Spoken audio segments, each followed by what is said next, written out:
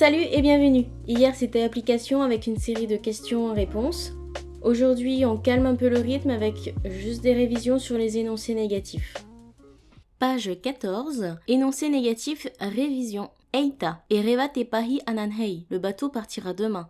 Eita te pahi ereva ananhei, le bateau ne partira pas demain.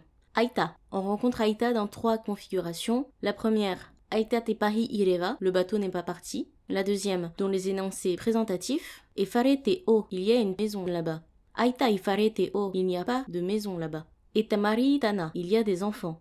Aita et tamari tana, ou Aita tana et tamari, il n'y a pas d'enfants. Et taata, il y a quelqu'un. Aita et taata, il n'y a personne. Troisièmement, dans les énoncés d'interdiction. Aita oe e haere irabae, ne sors pas. Aita oe e faa e amai, tu ne resteras pas. Aita e hauti, ne joue pas. Eyaha oe e haere irabae. Eyaha oe e faa e amai, ne reste pas là. Eyaha e hauti. Ere ou ene à utiliser lorsque quelque chose n'apparaît pas exact. Et taata, ere te taata, et puis fare. Il y a quelqu'un? Il n'y a personne, c'est un chat. Et puta teiye, eita, et ere te puta. Il y a un livre? Non, ce n'est pas un livre.